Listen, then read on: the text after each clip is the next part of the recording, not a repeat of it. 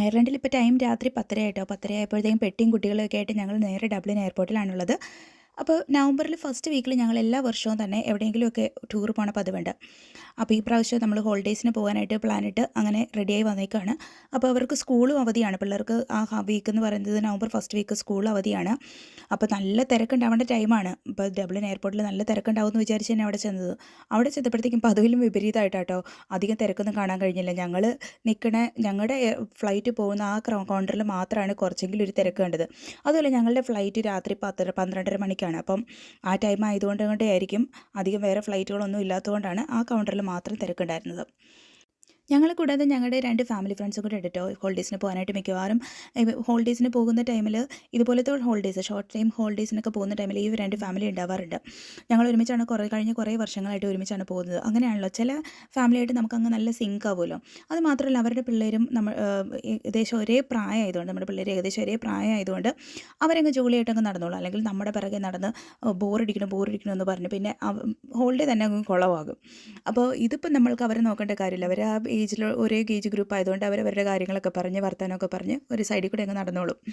പിന്നെ സ്കൂളൊക്കെ വിട്ട് കഴിഞ്ഞ് വന്നതാണ്. അപ്പം നല്ല പിള്ളേർക്കൊക്കെ വിശപ്പുണ്ടായിരുന്നുകൊണ്ട് നമ്മൾ പോകുന്ന വഴിക്ക് മാക്ഡൊണാൾഡ്സിൽ കയറി ചെറുതായിട്ടൊന്ന് ലൈറ്റായിട്ട് കഴിച്ചിട്ടാണ് വന്നത്. കാരണം ഞങ്ങൾക്ക് ഇതിനു മുമ്പ് അനുഭവം ഉണ്ടായിട്ടുണ്ട്.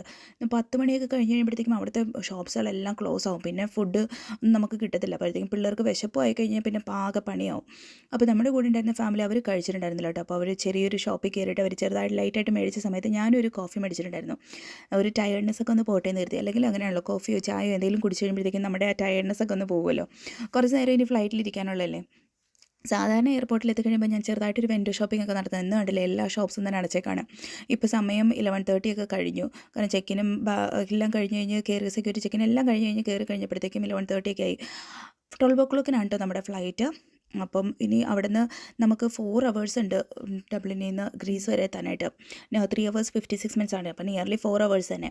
പിന്നെ പിള്ളേർ സ്കൂളൊക്കെ കഴിഞ്ഞ് വന്നതുകൊണ്ട് തന്നെ അവരൊക്കെ ടയേർഡാണ്. അപ്പോൾ ചെറുതായിട്ട് ഉറക്ക ക്ഷീണമൊക്കെ തുടങ്ങി. 12 മണി ആയില്ലേ ടൈം. അവരൊക്കെ ഓരോ സൈഡിൽ കൂടി ഇരിപ്പൊക്കെ ആയിട്ടോ ചെറുതായിട്ട് മയങ്ങി തുടങ്ങുന്നു. അപ്പോഴത്തേക്കും നമ്മുടെ ഫ്ലൈറ്റൊക്കെ വന്നു. പിന്നെ നമ്മൾ ഇപ്പം കയറിയിരുന്ന് ഒരു 4 hours ചെറുതായിട്ട് മയങ്ങാനുള്ള ടൈമുണ്ട്. അപ്പോൾ ഞാനൊന്ന് ചെറുതായിട്ടൊന്ന് മയങ്ങാതെ കരുതിയത്. കാരണം 2 ദിവസത്തെ ഡ്യൂട്ടിയൊക്കെ കഴിഞ്ഞിട്ടൊക്കെ കയറിയതാണ്. അപ്പോൾ അതിൻ്റെ ക്ഷീണമൊക്കെ ആയിട്ട്. അതുപോലെ രാവിലെ നമുക്ക് അവിടെ ചെന്ന് കഴിഞ്ഞാൽ ഉടനെ തന്നെ ഹോട്ടലൊന്നും കിട്ടില്ല. പോയി കിടക്കാനുള്ള ടൈമില്ല. നമുക്ക് എല്ലായിടത്തും കൂടെ കിടന്ന് കറങ്ങാനുള്ളല്ലേ. അതുകൊണ്ട് ചെറുതായിട്ടൊന്ന് മയങ്ങാമെന്ന് കരുതി ഞാൻ.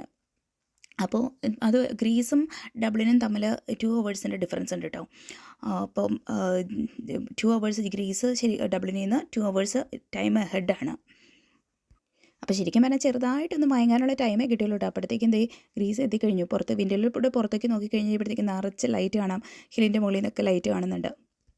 നമ്മൾ ഗ്രീസിൽ ചെന്ന് ഇറങ്ങിക്കഴിഞ്ഞപ്പോഴത്തേക്കും ഗ്രീസിലെ എയർപോർട്ടിലൊക്കെ ഗ്രീക്ക് ലെറ്റേഴ്സ് എഴുതിയിട്ടുണ്ട്. അത് ഭയങ്കര കൗതുകകരമായിട്ട് തോന്നിട്ടോ. എന്ന് വെച്ച് കഴിഞ്ഞാൽ ഈ നമ്മുടെ മാക്സിനകത്ത് യൂസ് ചെയ്യുന്ന ട്രയാങ്കിൾ, സ്ക്വയർ അങ്ങനത്തെ അതൊക്കെയാണ് അവർ ലെറ്റേഴ്സായിട്ട് യൂസ് ചെയ്തിരിക്കുന്നത്. പിന്നെ ഇവിടുത്തെ ടാക്സി കണ്ടു. ഇതാണ് ടാക്സി. യെല്ലോ കളറിലെ ടാക്സിയാണ് അവിടെ കൂടുതലായിട്ടും കണ്ടത്. ഫിഡീസ് എന്ന് പറയുന്ന ഒരു ഹോട്ടലിലായിരുന്നു നമ്മൾ റൂം എടുത്തിട്ടുണ്ടായിരുന്നത്. അതിൻ്റെ ഫ്രണ്ടിൽ ചെന്ന് ഞങ്ങൾ കുറേ നേരം കാവൽ നിൽക്കുകയാണ്. രാവിലെ അല്ലേ, തുറന്നൊക്കെ വരുന്നതേ ഉള്ളൂ എല്ലാം. ഗ്രീസിൽ കറക്റ്റ് 6 o'clock ആയപ്പോഴത്തേക്കും നമ്മൾ ആഥൻസ് എയർപോർട്ടിൽ ഇറങ്ങിയിട്ട് നമ്മൾ ഗ്രീസും അയർലൻഡും നമ്മൾ 2 hours ഡിഫറൻസ് ഉണ്ട്. അപ്പോൾ ശരിക്കും അയർലൻഡിൽ 4 o'clock ആയിട്ടുള്ളൂ. ഗ്രീസിൽ ഇറങ്ങിയപ്പോഴത്തേക്കും നമ്മൾ ഡബ്ലിനിൽ നിന്ന് കയറിയപ്പോൾ 30 degree Celsius ആയിരുന്നു. ഇവിടെ എത്തിയപ്പോഴത്തേക്കും രാവിലെ 16 degree Celsius. കുറച്ചും കൂടെ വെളുത്ത് കഴിയുമ്പോഴത്തേക്കും ഇവിടെ നേരമൊക്കെ വെളുത്തൊക്കെ വരുന്നതേ ഉള്ളൂ. നമ്മൾ എയർപോർട്ടിൽ നിന്ന് പിന്നെ ഒരു 45 minutes എടുത്തു നമ്മൾ ഹോട്ടലിലേക്ക്. ഇവിടെ ഒരു ഹില്ലി ഏരിയയിലാട്ടോ ഈ ഹോട്ടലിൽ ഇരിക്കുന്നത്. നല്ല രസമുള്ളൊരു സ്ഥലമാണെന്ന് പറഞ്ഞത്. ഒത്തിരി സ്ഥലങ്ങളുണ്ട് കാണാനായിട്ട്. കുറച്ച് നേരം കഴിയുമ്പോഴത്തേക്കും അപ്പോൾ ടാക്സിക്കാരനാണ് പറഞ്ഞത് കുറച്ച് നേരം കഴിഞ്ഞ് ഇത്തിരി കൂടെ കഴിയുമ്പോഴത്തേക്ക് 24 degree Celsius ഒക്കെ വരെ വരും. നല്ല കുറേ സ്ഥലങ്ങളുണ്ട് കാണാനെന്നൊക്കെ. നമ്മൾ വന്നപ്പോൾ തന്നെ ഹില്ലി ആ ഒരു ഏരിയ ഒക്കെ കണ്ടപ്പോൾ തന്നെ മനസ്സിലായി ഇച്ചിരി നല്ല ഭംഗിയുണ്ടെന്ന്. അപ്പോൾ ഗ്രീസിലെ വിശേഷങ്ങളായിട്ട് അടുത്ത വീഡിയോയിലൂടെ വരാം കേട്ടോ. അപ്പോൾ ഹോട്ടലിൻ്റെ ഫ്രണ്ടിൽ തന്നെ 2 പൂച്ച കാവലിരിക്കുന്ന നോക്കിയേ. നല്ല രസമുള്ള 2 പൂച്ചകൾ. ഹായ്.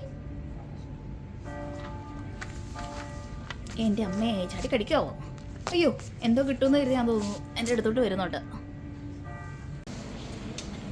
എയർപോർട്ടിൽ ഇറങ്ങിയപ്പോഴത്തേക്കും ഭയങ്കര ടയേർഡായിട്ടിരുന്ന പിള്ളേരാട്ടോ. ഉറക്കത്തിൻ്റെ ക്ഷീണം അവർക്കുണ്ട് നന്നായിട്ട്. പക്ഷേ രാവിലെ ഇവിടെ വന്ന് ഹോട്ടലിൻ്റെ ഫ്രണ്ടിൽ പൂച്ചയെ കണ്ടപ്പോൾ അത് ആ പൂച്ചയുടെ പിറകെ പോയേക്കാ പിള്ളേരുണ്ട്.